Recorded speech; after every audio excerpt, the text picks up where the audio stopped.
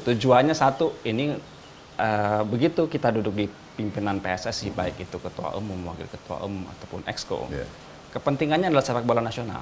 Itu yang diutamakan. Nomor satu, integritas itu dulu. Anda duduk di situ untuk apa gitu? Untuk sepak bola nasional apa untuk klub Anda sendiri? Digampar itu. Iya, digampar, diinjak, udah.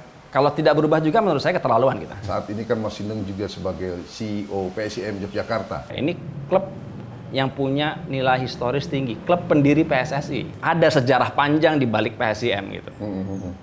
Banyak orang bicara tentang mafia sepak bola. Kemudian juga ada yang terbaru adalah masalah cross ownership.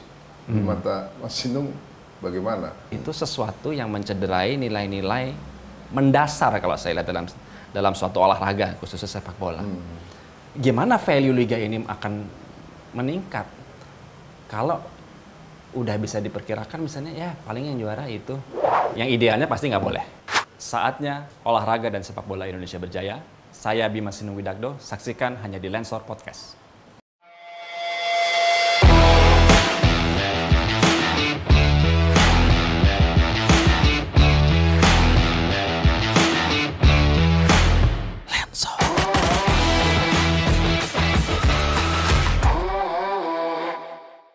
Inilah Lensor Podcast, konten yang menyajikan informasi menarik dunia olahraga nasional bersama tokoh dan pelaku olahraga tanah air yang kompeten di bidangnya. Dan karena Lensor Podcast adalah channelnya Saatnya Olahraga Bicara. Dan kali ini kita berbicara tentang sepak bola. Saya kehadiran seorang tokoh muda, namanya Bapak Bima Sinung Widagdo.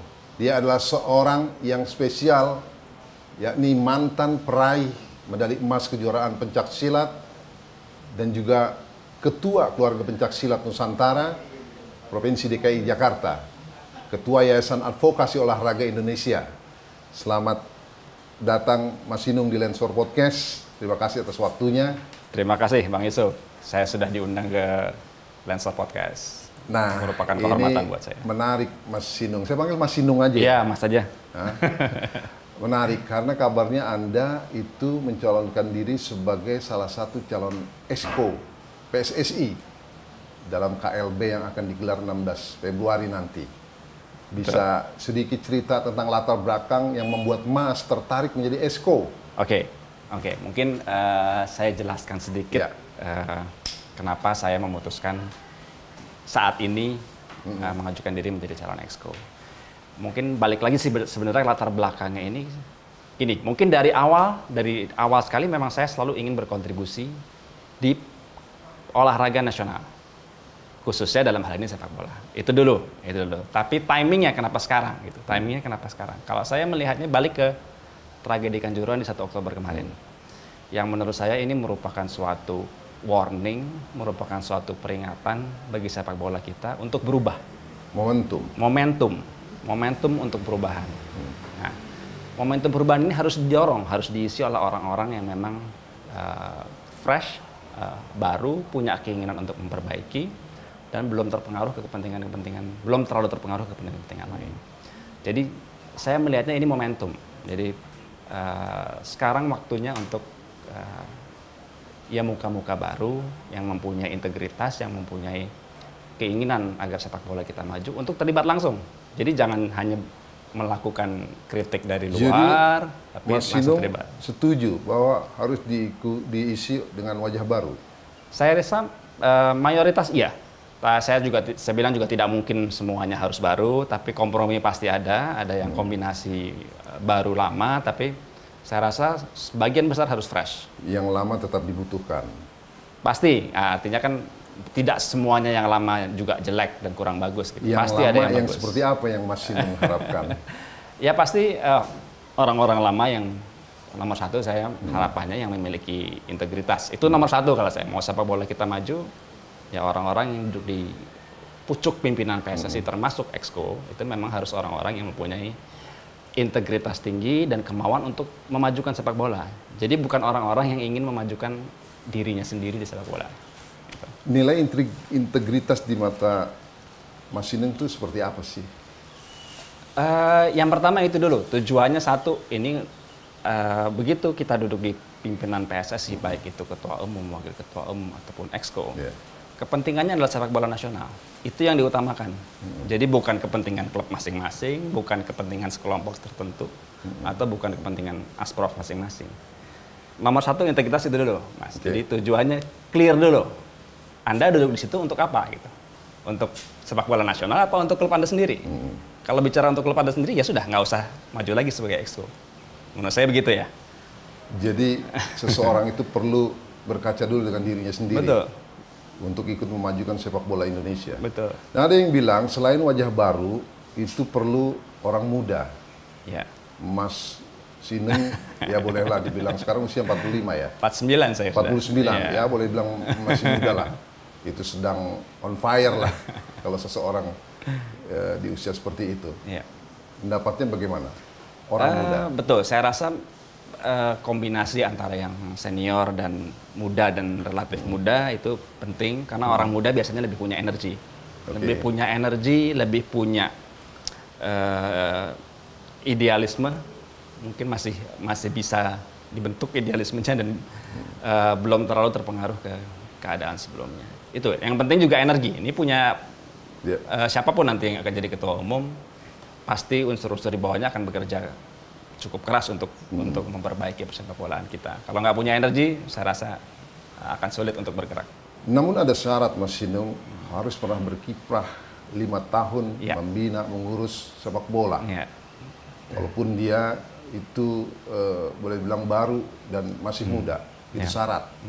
Dan kemarin Mas Sinung sempat tertunda, terpental, lolos, tapi kemudian berhasil karena komisi banding mengizinkan. Bisa diceritakan? Oke, mungkin persyaratan yang mengganjal saya di awal untuk menjadi exco adalah pengalaman 5 tahun memang.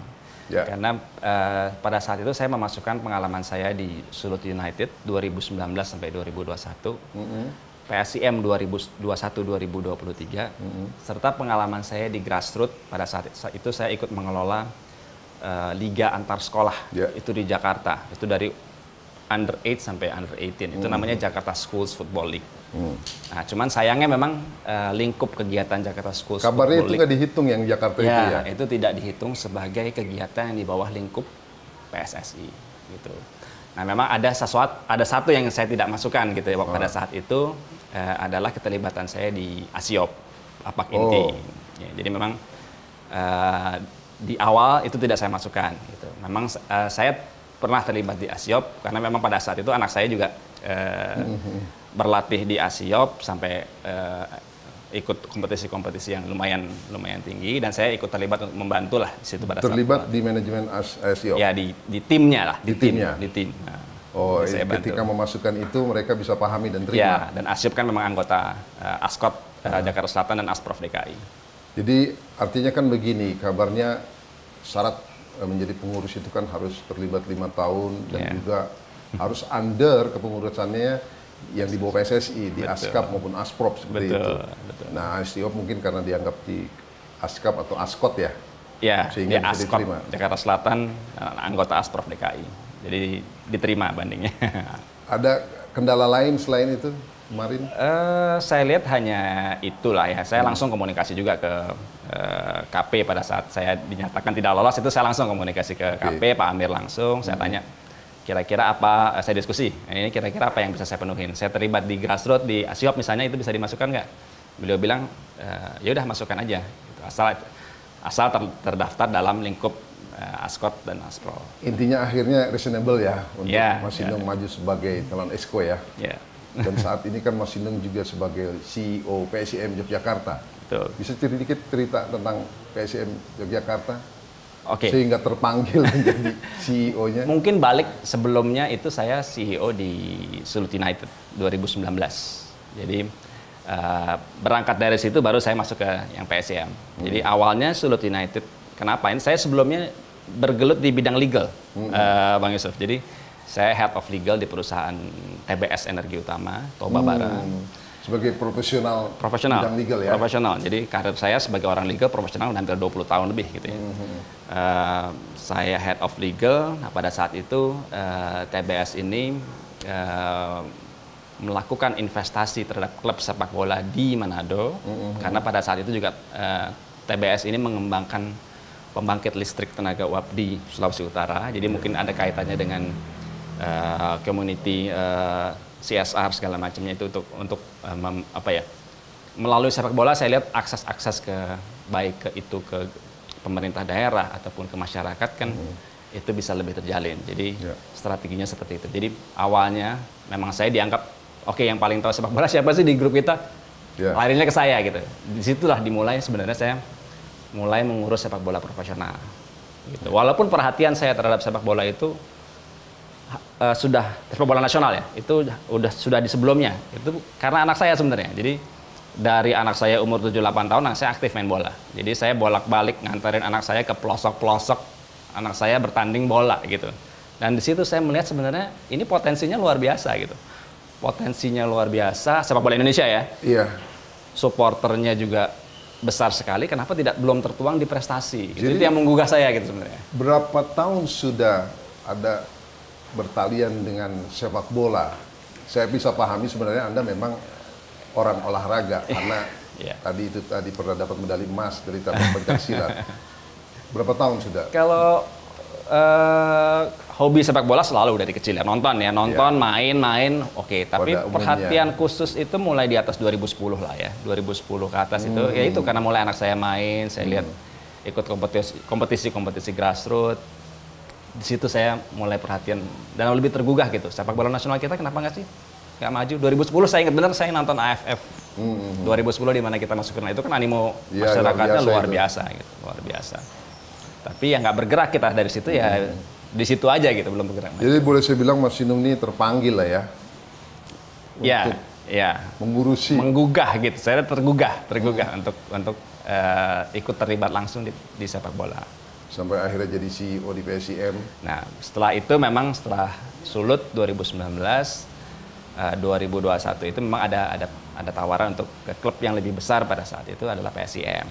Iya. Jadi memang seperti itu. Jadi saya bilang saya ambil tawaran ini, memang saya nggak tahu jalan hidup akan dibawa kemana, saya ambil tawaran tersebut. Sejauh ini pengalaman menjadi CEO, baik di Sulut maupun di PSIM, apa yang dirasa? Saya lihat kendala maupun betul. Setiap klub punya tantangan yang berbeda kalau menurut saya, tantangan dan prioritas yang berbeda. Kalau di Sulawesi Utara, ya Sulut United itu merupakan klub relatively klub baru. Klub baru, jadi challenge-nya adalah mengembangkan fan base atau supporter yang memang berangkat dari nol gitu.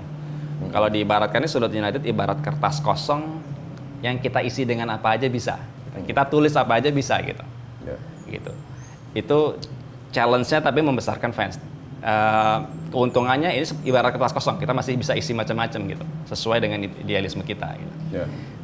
Kalau PSIM beda, ini klub yang punya nilai historis tinggi, klub pendiri PSSI. Klub pendiri PSSI, salah satu pendiri PSSI. Di tahun 1930. Lahirnya di 1929 PSIM. Sejarah mencatat itu. Betul. Itu challenge-nya berbeda, artinya sudah ada sejarah panjang di balik PSIM gitu. Fanbase-nya luar biasa, sudah besar sekali dan fanatik. Raja Musti dan Maiden namanya. Itu luar biasa itu. Luar biasa, fanatik. Mas, selain modal pengalaman, background sebagai atlet, ngurus bola, punya profesi sebagai orang hukum, apalagi yang Mas akan bawa kalau terpilih sebagai Exco? Begini, yang pertama pasti Exco ini akan berjalan sejalan dengan ketua umumnya. Itu yang pasti. Jadi visi, nggak mungkin ada visi Exco sendiri, tapi yang ada visi ketua umum, ini yang dibantu dengan wakil ketua umum, Exco, sekjen, dan seluruh kepengurusan. Itu yang pasti. Tapi memang mungkin ya kita harus contribute juga gitu kan, sebagai kalau memang terpilih, ada beberapa hal yang mungkin akan menjadi perhatian dari masing-masing Exco. Kalau saya karena background-nya mungkin hukum, mungkin yang saya soroti di sini adalah tata kelola atau governance di sepak bola. Tata kelola atau governance dari sepak bola. Jadi kalau kita kenal selama ini kan good corporate governance. Jadi suatu perseroan terbatas itu dikelola harus dengan baik, dengan tata aturan yang baik. Kenapa? Agar agar dapat mencapai tujuan-tujuannya dan sustain untuk jangka panjang. Gitu. Kalau kami lihat PSSI bukannya tidak punya governance, ada statuta namanya. Governance itu dituangkan dalam suatu statuta. Tapi apakah statuta ini sudah dijalankan secara konsisten? Itu kan perlu direview lagi. Apakah statuta ini sudah mengcover semua isu-isu dalam sepak bola yang terkini? Saya rasa itu perlu ada penyempurnaan. Jadi mungkin saya belum bisa bilang detail apa aja isu-isu yang akan dibawa dalam perubahan statuta atau perbaikan governance, tapi saya mungkin akan membawa kita fokus ke perbaikan governance. Misalnya statuta itu bukan untuk dilanggar menurut saya. Statuta itu harus untuk dipenuhi bisa karena ada maksudnya gitu. Suatu ketentuan dalam statuta itu ya kita coba konsisten untuk menjalankan gitu. Maaf ya kalau menurut saya selama ini ada kecenderungan menggampangkan. Oke, bicara kita tahu PSSI ini belum ideal sebagaimana masyarakat publik sepak bola harapkan. Ya. Nah, ketidakidealan itu kelemahannya di mata Mas Sinung seperti apa? Ada di mana saja? Kita tahu ada pembinaan usia dini, ada pengelolaan kompetisi dan juga prestasi timnas dalam hal ini. Point of view Mas Sinung seperti apa? Ya itu saya rasa kita sadari bahwa tolak ukur keberhasilan PSSI yang utama apa sih? Pasti prestasi timnas. Endingnya prestasi timnas. Cara pencapaiannya gimana? Mungkin seperti Bang Yusuf bilang, ya pembinaan usia muda yang berkesinambungan, termasuk kompetisi usia muda dan kompetisi di level senior yang punya integritas, terpercaya, kualitas baik, wasit baik. Oke, sebelum ke kompetisi, pembinaan usia dini dulu. Apa kontribusi yang akan Anda bawa di situ? Saya rasa ini ya harus disusulkan dengan pengurus yang lain, tapi yang pasti pembinaan yang secara kontinu dan kompetisi di usia muda ini harus benar-benar diperhatikan. Kalau saya lihat selama ini ya seperti Apple lah sekarang, Elite Pro Academy. Ini kan sudah beberapa tahun tidak berjalan secara sempurna. Gitu. Sementara itulah masa depan kita, gitu. Itu masa depan kita. Jadi kalau di olahraga, khususnya sepak bola itu ada rules of time-nya di mana kita harus punya jumlah jam terbang tertentu untuk menjadi pemain yang capable. Misalnya 1000 jam bermain. Kalau dia nggak di grassroots atau di level akademi nggak bermain, gimana dia bisa mencapai itu, gitu. Itu saya rasa ya. Kalau memberikan penilaian, nilai berapa yang Anda berikan jika nilai tertinggi adalah 10 tentang pembinaan usia dini yang sudah terjadi saat ini dari kepengurusan yang lampau sejauh ini? Sulit ya, saya ya mungkin 5-6 mungkin ya, artinya masih jauh lah, masih ada ruang untuk perbaikan yang sangat besar. Oke, 5 atau 6. Saya bukannya tidak dilakukan, tapi menurut saya ruang perbaikannya cukup besar. Banyak yang bisa ditingkatkan. Oke, sekarang ke kompetisi. Point of view Mas Sinung gimana dengan yang sudah berjalan? Gini, kalau saya melihat kompetisi ini penting sekali karena ada aspek ke footballnya ataupun ke komersialnya. Industri, gitu. Tanpa kompetisi dengan kualitas yang baik, industri yang baik tidak akan tercapai. Ini ada kaitannya juga dengan governance atau tata kelola yang saya bicarakan tadi. Gitu. Pembinaan, saya rasa ini PR dari pengurus yang akan datang gitu ya. Gimana sih menciptakan kompetisi yang terpercaya, profesional, terpercaya, punya integritas, wasitnya bagus. Gitu. Ini salah satu yang harus dibenahi secara cepat menurut saya, yang mungkin antara lain wasit gitu ya. Boleh dibilang selalu wasit itu kan menjadi isu. Anda rasakan ketika di PSIM juga? Pasti. Semua klub pasti merasakan lah. Semua klub pasti merasakan. Bukan saya merendahkan gimana, tapi kenyataannya seperti itu, masih banyak keputusan-keputusan yang kita rasa kontroversial lah, gitu. Kontroversial dan patut dipertanyakan. Gitu.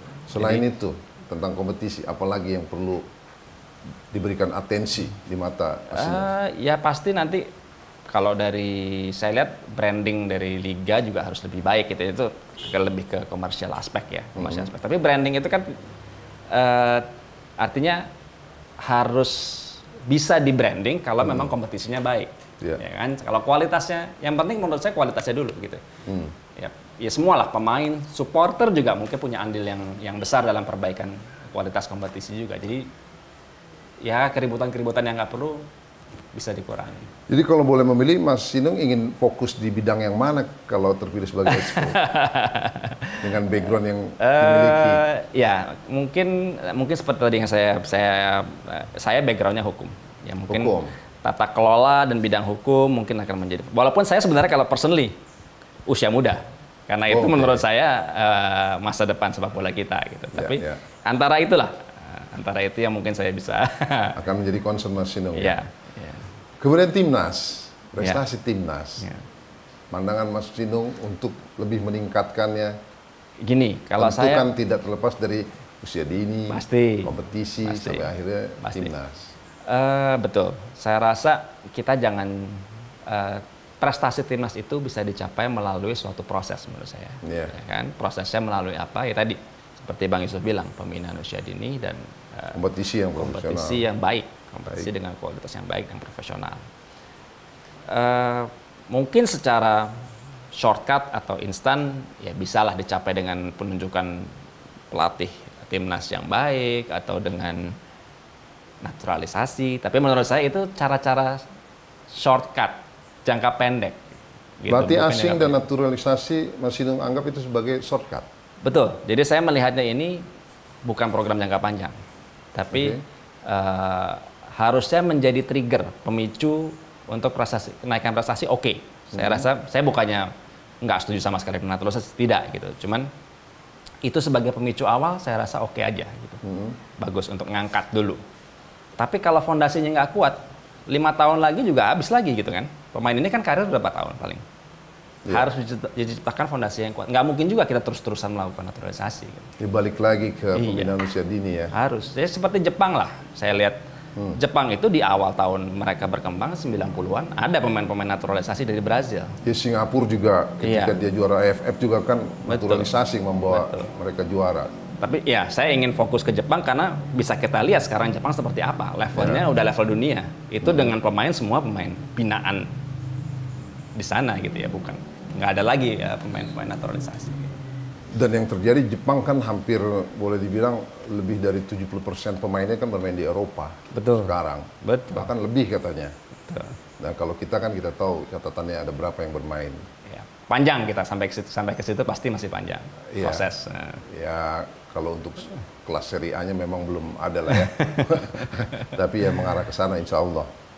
Nah Mas Sinung ini kan ya darah olahraganya saya anggap kental. Kabarnya datang dari seorang ayah yang wartawan juga ya? Iya, beliau wartawan olahraga juga kebetulan. Bisa sedikit ceritakan background keluarga? Oke, mungkin ayah saya dulu ya. Ayah saya Muhammad Hadi Mulyo. Hadi Mulyo. Beliau adalah pendiri perguruan silat KPS Nusantara. Oh, itulah kenapa Anda jadi atlet silat. Saya ikut terlibat ya di situ. Dan beliau juga salah satu pelopor pertandingan olahraga pencaksilat. Jadi membuat peraturan pertandingan pencaksilat di awal itu beliau. Jadi beliau perintis. Tokoh pencaksilat ya? Betul. Dan KPS Nusantara ini, keluarga pencaksilat Nusantara itu di IPSI termasuk salah satu dari 10 perguruan historis. Namanya ada perguruan historis yang punya posisi khusus di IPSI. Gitu. Perguruan historis itu sama halnya perguruan tradisional atau bagaimana? Iya, yang bukan hanya tradisional tapi yang mempunyai peranan penting dalam perkembangan IPSI. Kalau saya melihatnya begitu. Gitu. Jadi tidak hanya yang tradisional, kayak seperti kami kan keluarga pencaksilat Nusantara bukan perguruan tradisional tapi relatif modern sebenarnya. Modern tapi membawa peran dalam perumusan pertandingan olahraga pada saat pertandingan olahraga pencaksilat. Gitu. Justru yang mengantarkan pencaksilat ke arah kemajuan. Kalau saya melihatnya gitu. Ada nggak di keluarga yang sudah bersinggungan dengan sepak bola dulu? Bapak saya dulu pernah main bola juga di Indonesia Muda, masih muda ya. Ngurusin basket juga. Kalau kakak saya juga bukan bola ya, renang, basket, atletik, olahraga juga. Jadi memang kita darah olahraganya kental. Kental ya. Iya. Lagi-lagi reasonable. Nah kabarnya, maaf, almarhum ayah juga seorang jurnalis, wartawan dulu di harian majalah Olimpik ya? Olimpik. Majalah ya? Iya. Majalah Olimpik. kalau nggak salah pimpinannya. Ya, Itu kan majalah olahraga itu. Majalah olahraga, betul. Pada eranya sangat ngetop. Betul. Mungkin itu juga kali ya, saya dari kecil juga sering dibawa ayah saya nonton bola lah, mungkin sambil meliput, ajak saya nonton bola, nonton PON atau apa gitu. Itulah mungkin hadir kecintaan saya terhadap dunia olahraga mulai dari situ. Saya ingat banget nonton World Championship bulu tangkis pada saat itu tahun berapa tuh, Rudy Hartono dan Lim Swee King. Saya masih kecil gitu, saya ingat sekali. Finalnya itu saya ingat sekali, saya diajak. Kemudian Mas Sinung juga datang dari keluarga di mana seorang ibu almarhumah, Profesor Dr. Ibu Edi Setiawati ya. Seorang tokoh nasional, budayawan dan maestro seni tari. Semua orang hampir tahu. Nilai-nilai apa yang orang tua berikan, terutama ibu, untuk menjadi seorang pemimpin profesional dan ya kebaikan di tengah masyarakat? Mungkin sebagai gambaran ya, ibu saya ini bukan orang yang rajin bilangin anaknya harus begini, harus begitu, harus begini, harus begitu. Tidak gitu. Tapi beliau itu mendidik kami dengan memberikan contoh. Memberikan contoh bagaimana beliau bekerja dengan sepenuh hati, dengan integritas tinggi, dan satu lagi value-nya adalah kecintaan terhadap tanah air, terhadap bangsa. Itu yang selalu ada di prioritas beliau. Nasionalisme tinggi. Jadi itu yang selalu ada di prioritas beliau, yang tertanam ke kami sebagai anak-anaknya. Gitu. Jadi sekarang apapun yang kita lakukan itu, ya ujungnya satu, untuk kemajuan bangsa gitu, untuk tanah air gitu, untuk merah putih gitu. Jadi landasan itu yang sebenarnya yang paling kuat. Di samping itu juga integritas beliau, kerja keras beliau, kesederhanaan beliau juga menjadi pedoman atau pegangan buat kami. Ya kita paling tidak mengikuti jejak beliau itu seperti itu gitu. Walaupun masih jauh lah, beliau sudah hitungannya tokoh nasional lah ya. Tokoh papan atas itu. Penerima Mahaputra dan segala macam. Artinya untuk mencapai itu kami sadari betul anak-anaknya, ya kita belum ada apa-apanya nih. Kita belum ada apa-apanya, tapi kita coba start from somewhere. Gitu. Dan punya tanggung jawab moral yang besar ketika menduduki sebuah posisi loh Mas. Betul. Nama baik beliau, orang tua. Betul, itu yang saya jaga betul, yang saya pegang betul. Jadi apapun yang saya perbuat, ya ada unsur-unsur integritas dan kecintaan tanah air itu menjadi unsur yang utama yang kita pegang. Mas Sinung, kalau boleh berharap kepengurusan seperti apa yang Mas Sinung harapkan dari mulai ketum, waketum, dan teman-teman eksko lainnya? Oke, mungkin yang pertama dari ketua umum dulu ya. Mungkin saya sebutkan kriterianya seperti apa gitu ya. Ketum pasti harus orang yang mempunyai dalam arti pemahaman tentang olahraga dan sepak bola pada khususnya harus ada gitu. Jadi itu nomor satu. Kemudian saya ngelihatnya ini kita momentum perubahan nih, momentum perubahan. Jadi harus punya akses juga nih, akses baik itu ke dalam arti ke kepemimpinan nasional ya, ke kepemimpinan sampai ke pemerintahan, siapapun itu harus punya akses. Yang ketiga, yang bersangkutan juga harus punya akses ke dunia internasional. Ya kan, baik ke FIFA ataupun ke AFC ataupun lembaga-lembaga olahraga internasional lainnya gitu. Jadi saya lihat itu dulu ketum. Nah, siapapun ketumnya pasti ini sibuk nih ya. Kita tahulah calon kuat Pak Erik dan Pak Nyala ya. Siapapun itu pasti akan sibuk. Dari 5 yang ada. Pasti akan sibuk. Harapan saya wakil ketua umumnya bisa cover peran beliau. Iya, tentu. Ya, bisa mengcover peran beliau. Jadi justru di sini kuncinya nih, wakil ketua umum juga harus, saya rasa pemahaman sepak bolanya harus lebih tinggi lagi daripada ketumnya. Karena ketum tidak akan aktif 100% mungkin ya. Iya. Jadi feeding ke ketua umum ini sudah mungkin 80-90%. Jadi Pak Ketua Umum nantinya sudah tinggal memutuskan gitu. Iya. Gitu. Jadi dan exco akan banyak bersinggungan dengan waketum. Betul. Nah, Exco juga penting karena keputusan yang diambil dalam PSSI itu pasti kolegial, bukan keputusan ketum sendiri. Adalah keputusan Exco yang terdiri dari 12 anggota Exco, 2 wakil ketua umum dan 1 ketua umum. Jadi kalau Exco-nya tidak mendukung program-program ketua umum dan wakil ketua umum percuma. Gitu. Makanya saya bilang tadi Exco-nya ini harus punya orang yang integritas tinggi dan punya berpikiran maju supaya siapapun ketua umumnya nanti tidak tersandera oleh Exco gitu. Ini yang saya harapkan begitu. Jadi yang masuk situ orang-orang sebagian besar orang fresh yang baru gitu. Itu sih. Jadi idealnya begitu komposisinya ya supaya memang perubahan yang kita inginkan bersama ini ya kejadian gitu. Bukan cuma sekedar harapan dan angan-angan. Mas Inung, komposisi kepengurusan nanti yang Mas Inung harapkan jika lagi-lagi kalau terpilih sebagai salah satu exco-nya itu seperti apa antara wajah baru, orang muda dan lainnya mungkin? Ya, saya yakin juga calon ketua umum yang akan berkontestasi nanti juga sudah mempunyai bayangan lah mengenai presentasi dari tua muda dan baru lama ini sudah ada bayangan. Paling tidak menurut saya mayoritas yang muda dan yang baru itu mayoritas, artinya yang muda dan yang baru harus mayoritas dari di atas dari jumlah Exco 12 atau dari jumlah keseluruhan komite eksekutif itu 15 mungkin ya 8-9 orang yang harus diisi dengan harus dominan ya. Betul, kalau nggak bisa jalan. Takut tersandera, takutnya tersandera seperti yang tadi saya bilang tadi gitu. Iya betul, tersandera dengan masa lalu. Iya. Oke. Bicara masa lalu, banyak orang bicara tentang mafia sepak bola. Kemudian juga ada yang terbaru adalah masalah cross ownership. Di mata Mas Inung bagaimana? Sejauh mana yang Anda ketahui dan juga kalaupun itu adalah problem, masalah yang akan Anda sampaikan dan tawarkan nanti ketika menjabat? Oke. Mungkin cukup sensitif ini, terutama yang pertama ya. Iya, tapi harus kita harus kita bahas. Publik ingin tahu visi. Yang pasti, ya siapapun ketuanya harus memberantas apapun yang namanya itu mafia atau pengaturan pertandingan. Itu sesuatu yang mencederai nilai-nilai mendasar kalau saya lihat dalam suatu olahraga, khususnya sepak bola.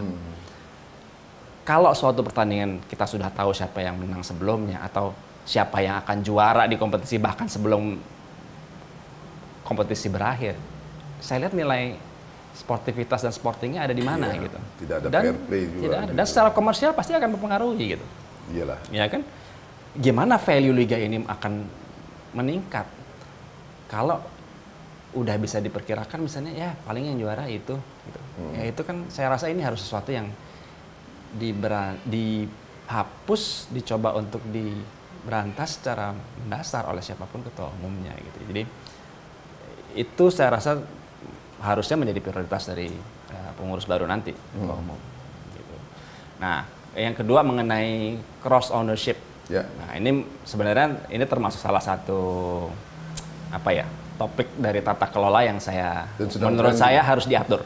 Harus diatur. Karena apa? Harus diatur atau harus ditiadakan? Karena FIFA melarang loh. Iya, betul. Cuman sekarang kan yang kejadian sudah ada cross ownership. Gitu. Harus ada masanya. Saya lihat ini harus ada masa peralihan transisi. Ini kira-kira diberi waktu berapa tahun gitu.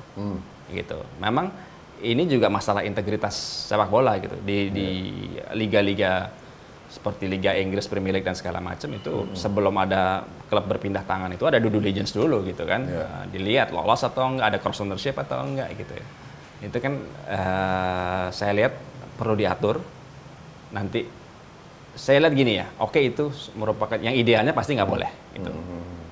Dan aturannya pun mungkin harus ada, nggak boleh. Tapi kan perlu masa transisi. Itu nggak mungkin juga misalnya, oh besok yang punya cross ownership jual, itu kan nggak mungkin juga gitu. Ya nggak bisa seketika. Mungkin diberi waktu 1 atau 2 tahun atau seperti apa gitu. Jadi itu salah satu yang menurut saya harus diatur karena balik lagi ini integrity of the game gitu.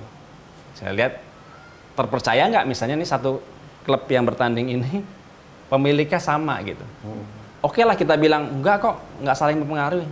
Tapi kan itu sulit dibantah, sulit di ini gitu ya, sulit di pengaruhnya bisa dari mana aja gitu. Itu memang ya memang sesuatu yang harus dibenahi di tata kelola kita. Gitu. Jadi PR juga ya, bagi pengurusan baru. Ya. Oke, terakhir Mas Sinung, silakan bernarasi. Memang Lensor Podcast ini adalah salah satu tujuannya profiling seseorang agar publik olahraga, publik sepak bola mengenal siapa calon pengurusnya nanti. Silakan bernarasi apa yang akan Anda berikan terhadap PSSI Sepak Bola Indonesia. Kesimpulan dari apa yang sudah Anda sampaikan tadi, silakan. Oke, mungkin balik lagi. Saya duduk menjadi Exco karena kecintaan saya terhadap sepak bola, tanah air, dan momentum. Itu kenapa saya mencalonkan diri menjadi Exco, karena momentumnya setelah tragedi Kanjuruhan, kita ibaratnya kita ditampar di apa ya? Ini sudah merupakan digampar itu. Iya, digampar, diinjak, udah kalau tidak berubah juga menurut saya keterlaluan kita. Yeah. Itu dulu momentum. Jangan pernah terjadi lagi. Jangan pernah terjadi lagi. Dan ini momentumnya perbaikan. Seperti tragedi Hillsborough itu merupakan momentum perbaikan sepak bola Eropa secara modern. Iya. Berubah mereka. Iya. Sepak bola Inggris tapi Eropa. Eropa ya. Eropa. Ya. Itu sepak bola modern itu munculnya setelah ada tragedi Hillsborough. Yes.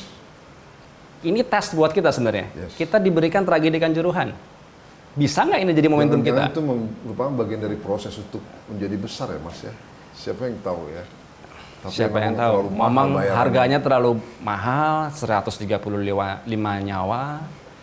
Tapi kalau itu tidak menjadi apa-apa, lebih malu lagi kita. Nah, itu masalahnya Mas. Iya. Itu ada di pundak pengurus nanti. Betul. Dan seterusnya. Betul. Oke. Itu dulu yang saya bawa. Itu dulu momentumnya, dan itu saya seperti ungkapkan tadi, nilai-nilai integritas, visi dan misi untuk kemajuan sepak bola Indonesia harus menjadi prioritas dari pengurus. Gitu. Baik. Balik lagi. Ada lagi yang mau sampaikan? Saya rasa itu artinya saya juga tanpa beban mencalonkan. Saya usaha sebaik mungkin untuk terpilih nanti. Ya, teman ya ini bagian dari usaha saya adalah ya saya juga kontak ke voters dan segala macam. Tapi hasilnya ya kita lihat. Sudah coba-coba kontak voters? Pasti, ini kan kalau voters kalau nggak kenal. Sebagian dari upaya ikhtiar ya. Betul, karena kan kalau saya nggak mengungkapkan visi saya, pandangan saya, voters juga nggak tahu siapa yang mereka pilih. Baik, Mas Sinung, terima kasih atas waktunya, atas jawaban dan pandangannya tentang sepak bola Indonesia. Semoga sukses, semoga berhasil dan bermanfaat buat sepak bola Indonesia. Amin. Mas Sinung masih muda, masih bisa terus berkembang. Kalau gagal sekarang, bisa nanti berikutnya. Mitra Olahraga, terima kasih. Jangan lupa like, comment, and share, dan subscribe channel YouTube Lensa Olahraga, serta follow IG Lensa Olahraga di @lensaolahraga.id dan juga Facebook Lensa Olahraga. Terima kasih atas perhatian Anda. Baik, terima kasih Mitra Olahraga. Saya Yusuf Ibrahim dan saya Bima Sinung Widakdo. Tonton terus Lensor Podcast, karena Lensor Podcast adalah saatnya olahraga yang bicara dan saatnya sepak bola juara. Good luck, Mas. Terima kasih. Siap.